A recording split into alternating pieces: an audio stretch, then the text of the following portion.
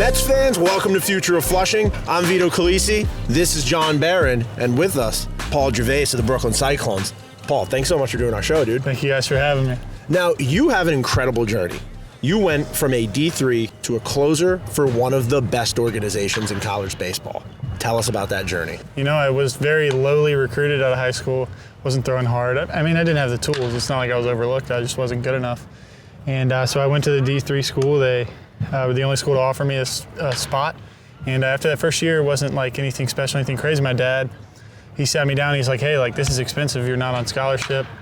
And I'm not paying all this money to watch you sit on the bench. And I'm like, yeah, that's a good point. And so that summer he started, I did 2-a-days every day for the whole summer. This giant hill in my neighborhood, just run sprints up it every morning, every night for the entire summer. And started doing velo training with Brandon Young Physical Therapy back home in Raleigh. And I went from like 85 to 92 in one summer and kind of shot up. And then I went back to the Division III school, Pfeiffer, in the fall. And I just felt like the best way for me to compete at the highest level that I wanted to compete at was going to be probably to go the JUCO route. So then I transferred to Wake Tech, which is in Raleigh, North Carolina, community college. And we had the COVID season. I didn't have that good of a year. Year was running down, and then COVID happened, and I was like, oh crap, like I didn't have any offers to go play Division I. You can only use 2 years of junior college eligibility. So when the NJCAA offered us another year of eligibility to play JUCO, because of COVID, that was big for me. And for me, that saved my baseball career because I didn't know where I was going. And so that whole COVID offseason, I just kind of worked on command and just placement more than just trying to throw hard. And my coach told me that he couldn't guarantee me we were going to have a season in the spring. So I transferred to Pitt Community College, which is Greenville, North Carolina, right near East Carolina University. And that's where everything kind of clicked, kind of came all together. And when I got the call from Alan Dunn, LSU's pitching coach, it was pretty much game over from there. LSU is, to me, the premier program in college baseball. I've always been interested in them. Not really been a fan being from North Carolina, but I've always paid attention to them. But as soon as they called me, that was it for me. I wanted to go there for sure. And then obviously Baton Rouge was incredible. So let's talk LSU. Like you said, one of the best programs in the country. What was your experience like being in Baton Rouge? Oh, it was the best year of my life, for sure. I absolutely loved Baton Rouge. The fans, everybody just makes you feel so welcome. Just going out there every day. You'll have a Tuesday midweek game against Northwestern State, and you got 9,000 people in the crowd. They just love the Tigers, and they always cheered us on. And going to football games in the fall, everything. The Tiger fan base is very passionate. Yeah. And we had a lot of fun down there, and it was really hard decision, but I still think I made the right one to go pro with 1 year left. Well, you brought up the football team, and I told you before we hit record on this that we were going to do this. So let's hear your best Coach O impersonation. Go Tigers. All right, not bad. What do you give that? Could probably do better, but yeah. You want to take another shot at it, or? I got you. All right, here we go. 3, 2, 1. Go Tigers. That's pretty good. That's better. The first one will give you a Coach O out of 10. Yeah. You know? Coach O out of 10. That's good. I like that. That's so good. You're telling us about this journey you've had, which, if you just listen to that, is incredible. But one thing you didn't bring up, to get yourself through college and to get private pitching lessons, you worked your way through Olive Garden as well. Yeah.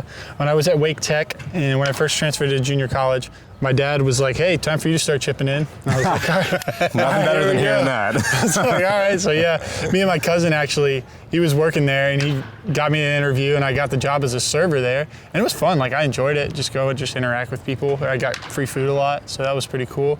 And then in the spring, when I transferred to Pitt, I went to the one in Greenville and worked there for that spring semester. So it was 2 semesters I worked there. It was a lot of fun, helped me pay my rent, cover groceries and all that stuff.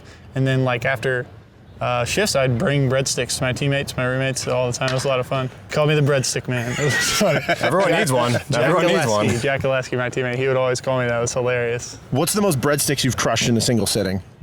Probably 8 or 9. A lot. I love breadsticks. They're so good. Now, have you gotten to have real Italian food while you've been here in New York? Yeah. Me and my girlfriend went to a place in Manhattan. I don't remember what it was called, but it was a really fancy name. She definitely would know, but I have no idea what it's called. It was really good though. I had chicken parm. It was really good. Nice. It's a little bit better than Olive Garden. Yeah, but if you were our waiter, how would you greet us, and what would be your waiter rundown? How would you tell us the specials of the night? Well, what I would do is I would walk up there with the breadsticks already in hand, so that way you can't make a better impression than if you walk up with what everybody wants, right? So I just walk up with the breadsticks and be like, "Hi, my name's Paul. I'm going to be taking care of you guys. Is there anything special you guys want off the bat? I can talk to you about, let's say, if we got alcoholic specials or we have this monthly stuff. I forgot most of it, but that's like usually you're supposed to introduce yourself in like, because this thing called add-ons, so it's like not the meal, not the drink, it's like dessert would be like you got to extra. upsell. Yeah, you got to try to sell something extra in every table. And I think I did a pretty good job of that. I had good chemistry, I think, with the people there. Yeah, you sound like a Riz King of waiters. Well, one thing I didn't like is that Vito just sold Olive Garden short by saying real Italian food in New York City as if that's not really Italian food, but whatever. I'll let that one go. I do want to ask you about your decision to turn pro. Yeah. You were drafted by the Mets. You announced that you were going to return to Baton Rouge, and then you changed your mind, which is you're well within your right to do. What led to that reversal of course there?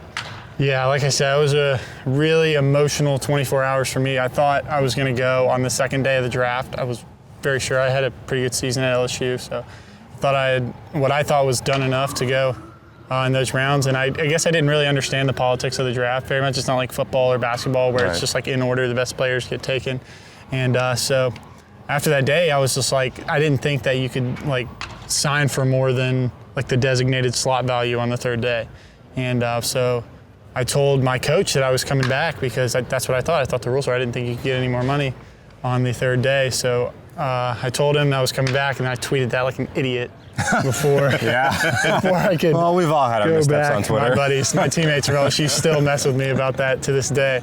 And then next day I had a long phone call with Coach Johnson in the morning, and we agreed. I told him like the number that I was going to be set on to where I would sign or go back to school, and the Mets met the number, and thankfully they drafted me, and I couldn't be more happy to be a part of this organization. That's the important part. Yeah. How are you liking New York so far? I love it. It's so cool. I'd never been to New York City before I got up here this spring, so like it's like so big. There's always something to do. Me and Blade Tidwell, Tyler Stewart, we'll hang out. We'll go anywhere in the city, just like try to see all these new different things, stuff like that. I went to Times Square the other day, which was really cool. It's just like all these different things. It's like I'm from Fuquay-Varina, North Carolina, like a small town, North Carolina. Like this is crazy to me. I think Times Square is an incredible place when you think about there are people who are walking on this block that come from towns that don't have as many people on that block. No, that's true. It's insane. Do you know how many people walk through Times Square a day? Millions, I'm guessing? Per day, 1 million people. On New Year's Eve, they predict at least 2 million people are going to walk through Times Square. I'd never go to Times Square on New Year's Eve. No, that's not where you want to be. Let's talk about baseball, especially what you've done so far this season. Your ERA is under 1. You've been dominating hitters. What's the mentality that you've brought out to the mound with you in high A, the highest level you've reached in your career? And what do you think has led to the success that you've had? For me, it's just mentally, man. Every time someone steps in the box, I think I'm better than that guy. I know I can get them out. I wouldn't be here if the Mets didn't believe in me, if they didn't believe I could do it. I don't think I'd be out here. And it's just taking it one day at a time, not trying to think too much about the future. Like, obviously, everybody here, they want to be in the big leagues. We all do.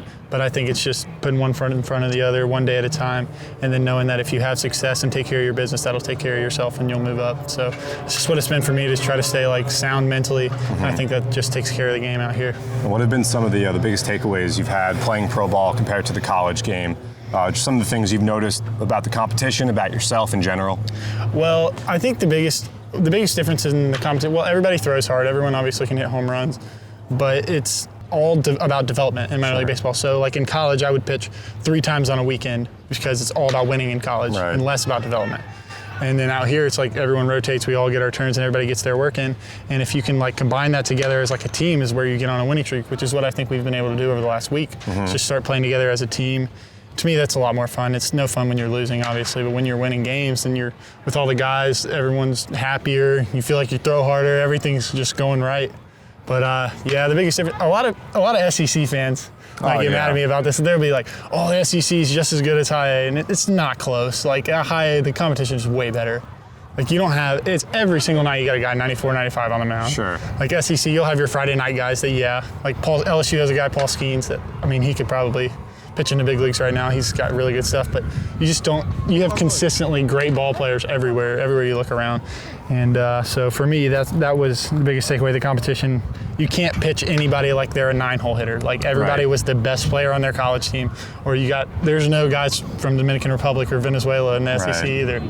So for me, it was just everybody you got to be locked in on, because anybody can take you deep at any moment. So what are your goals? What's your outlook for the rest of the season moving forward? I just hope get my walks down a little bit more. But other than that, man, just keep enjoying my time out here, try to help this team win as much as possible, and hopefully keep throwing the ball well. And then, whatever happens. If I move up, that's awesome. Obviously, that's the goal. But for me, it's just about just trying to help the team win as much as I can every day. So we play these on the scoreboard at Citi Field. So this might be the first time that some of the fans back at home get to see you for the first time. What do you want them to know about you, your game, and just you personally? For me, everyone's always like, if I was 6'10", I'd be in the NBA, I'd be an all-star. Like, it's not that simple. Like, there's a lot more that goes into it. You still have to work hard even if you're tall.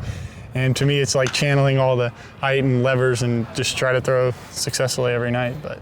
Well, we asked Tyler about that. He's 6'9". You got Jace Beck, also 6'10". Yeah. You guys ever talk about the advantages that you guys have on the mound at your height? And also, have you guys ever thought about starting a little 3-on-3 team? Yeah, we talk about the mound stuff a lot. It's like extension, so you're releasing the ball like a foot closer to the plate than a lot of other people. Like, obviously that helps. For me, it's like being up here and then coming down because I have a lower slot, and it's like all the funky angles that us three, and we're all three very different pitchers. We have different things, so we try to collaborate and see what each other use.